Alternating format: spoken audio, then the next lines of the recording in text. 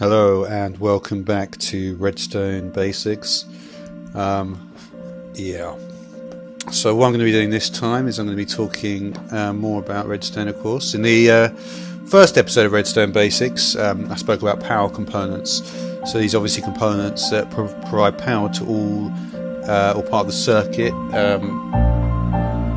Circuit is obviously dealing with signal processing, stuff like that. So yeah, redstone torches, buttons, levers, redstone blocks. Then we've got transmission components, provide power from one part of the circuit to another. So it's like the dust, the repeater, the comparators. Mechanisms, of course, which affect the environment either by light or by moving. So pistons or redstone lamps, for example. So redstone components and blocks. Now I'm going to move to the part 2 here. Redstone components and blocks may be powered or unpowered. So a powered block can be thought of as being electrified. Some blocks will show their power state visibly, but others will not. Alright, so yeah. So we get some, say, dirt. This can be seen as a powered block.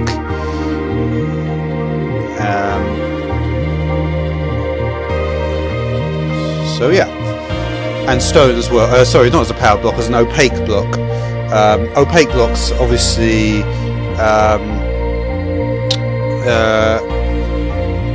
Okay, so let's think about this. So say we've got a power component, say a lever here,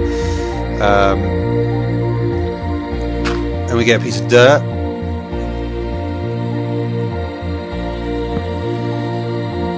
So this opaque block can be thought of as being in an off state.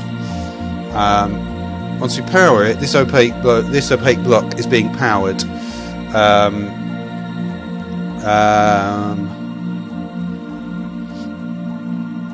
Similarly, if we get a transmission component out, like a comparator, for example. I haven't used comparators much, to be honest, but I'm going to have to start getting used to them.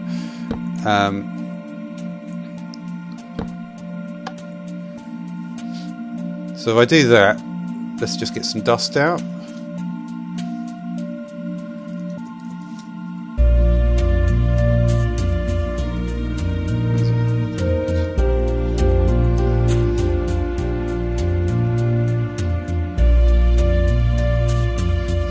So you can see this is a powered block. But more importantly, it is called strongly powered. Now strongly powered applies only to blocks. It doesn't apply to transmission to transmission components. It doesn't apply to anything that's not a block. So we look at what it does.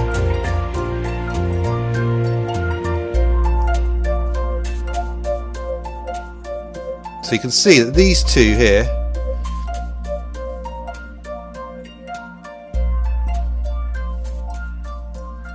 they're all getting powered. That's getting powered too. If I get rid of this though, let's get rid of that. It's still getting powered. And also, it can also power the one underneath. So if I put that there, so you can see that we've got various different sources of power, haven't we? So let's count how many we've got. That in a remember, this is a strongly powered block, so it has to be powered directly by either redstone torch, button, lever, redstone block, or any power component, or by a repeater and comparator. So we're not dealing with this. We're not dealing with the redstone dust. So this is a strongly powered block. This dirt block right here is strongly powered. Okay. So we're going to have one spot there. So any adjacent blocks. Obviously we can't have the block right there. So any adjacent to this block. So it's going to be this block is going to be 1. Then we're going to have 2. And potentially we could have a third here. And also we've got 5. So we're going to have 1 up here. 4. And 1 down below, which is 5. So we're going to have 5 spots that we can power it from there. that this opaque block will give power to. So it's strongly powered. This block is electrified, we could say. Now, if we remove this comparator, and we power it only by redstone dust, it's weakly powered. So now let's have a look and see what the effect is. And we can see none of these so none of these, this dirt block is now weakly powered, so none of those get anything.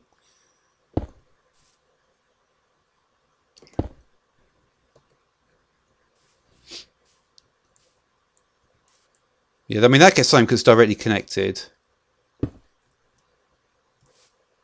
But this one you can see is not getting powered. So basically, I mean, aside from the fact that it directly connects because it creates that, this weakly powered block does not power anything on top of it. However, if we get a piston,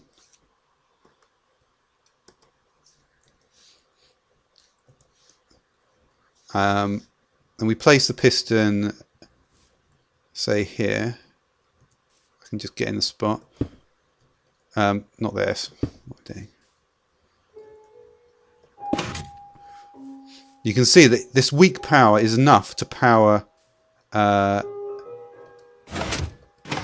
So this weakly powered opaque block can power other components. So it can power this this mechanism component. Let's try. And it can power this comparator. So the weakly power can power other components or devices. And that's all I really wanted to talk about here. So we're going to move on to part 3.